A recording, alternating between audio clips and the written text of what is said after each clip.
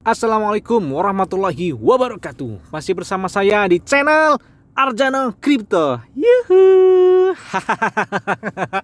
Apa kabar kalian semua hari ini? Semoga kalian hari ini sangat menjadikan. Aduh, jangan ding. Semoga kalian bahagia ya Allah. Amin ya Allah ya rabbal alamin. Nah, saya ngelihat pagi ini di Binance sekitar jam 11, setengah 11 ini saya ngeliat, wow, wih, serem banget, sumpah, serem banget, wow, serem banget. Bitcoin, kemudian Shiba, Tron, Doge, ya Allah, kapan bisa kesusul ini ya Allah, jauh banget sumpah. Coba BTT, banyak juga nyangkut BTT ini, banyak banget. BTT mana ya, BitTorrent, BTT, nah ini dia, banyak banget yang beli BTT di atas 100, termasuk saya. Saya beli BTT ini di 130-an, iya 130 saya beli BTT di Binance sekitar 130, karena waktu itu dia hampir, kalau nggak salah 200 apa mendekati 200 gitu ya BTT ya. Ya udahlah, nggak tahu lah, saya lah nggak mau tahu ceritanya. Aduh, kurang beruntung banget, memang kurang beruntung sekali. Oke, jadi ada berita yang membuat dampak hari ini market menjadikan bagi kita. Apakah beritanya? Ini dia beritanya. Dimuat dari halaman Reuters.com, IMF melihat masalah hukum dan ekonomi dengan pergerakan Bitcoin El Salvador. Waduh.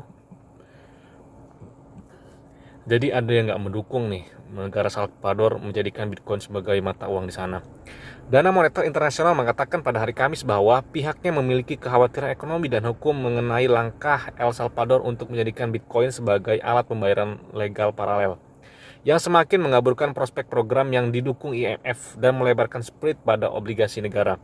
El Salvador telah menjadi negara pertama di dunia yang mengadopsi Bitcoin sebagai alat pembayaran yang sah, dengan Presiden Nayib Bukele menggemborkan penggunaannya karena potensinya untuk membantu warga Salvador yang tinggal di luar negeri untuk mengirim pengiriman uang kembali ke rumah.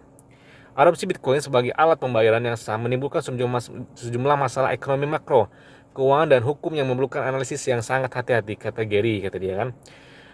Kami mengikuti perkembangan dengan cermat dan kami akan melanjutkan konsultasi kami dengan pihak berwenang. Wih, dia bakal ngelaporin lagi guys. Investor asing yang khawatir tentang masa depan kesepakatan IMF yang mereka lihat sebagai kunci bagi negara Amerika Tengah itu menuntut premi yang semakin tinggi untuk menahan utang Salvador.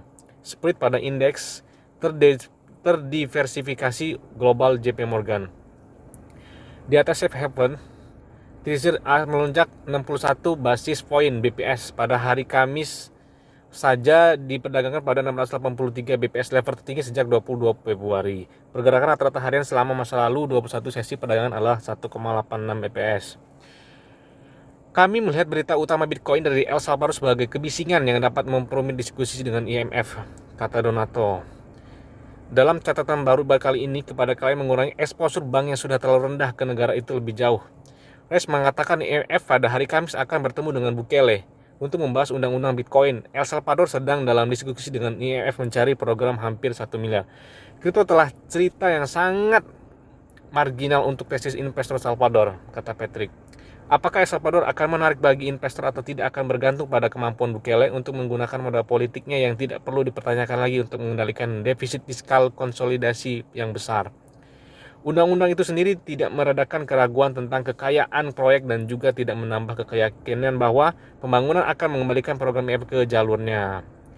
Obligasi El Salvador diperkirakan lebih rendah dalam harga melintasi kurva pada hari Kamis pada penerbitan 2027 dan 2052 masing-masing turun 1 sen pada hari itu. Nah, jadi El Salvador kan baru menyatakan negara mereka untuk menggunakan Bitcoin.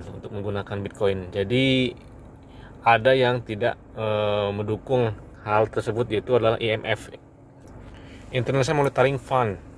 Nah, jadi itulah berita hari ini yang membuat harga belum stabil banget, sumpah belum stabil. Kita bingung, kita mau melakukan entry itu di mana, itu kita bingung loh. Karena market masih belum stabil banget. Kita beli kita kira gitu ya, kita kira bakal dia naik gitu ya setelah dia bullish. Kemarin kan Bitcoin kan dalam agak lumayan tuh naik itu. Kita lihat di Binance coba. Bitcoin, nah ini kemarin kan agak naiknya agak tinggi nih. Nah, dikira kemarin tuh dia bakal begini juga gitu, bakal bullish dia. Taunya dia terjadi bearish lagi. Ini bearishnya bakal turun lagi. Nggak tahu juga, ini kita bingung kita mau melakukan entry di mana.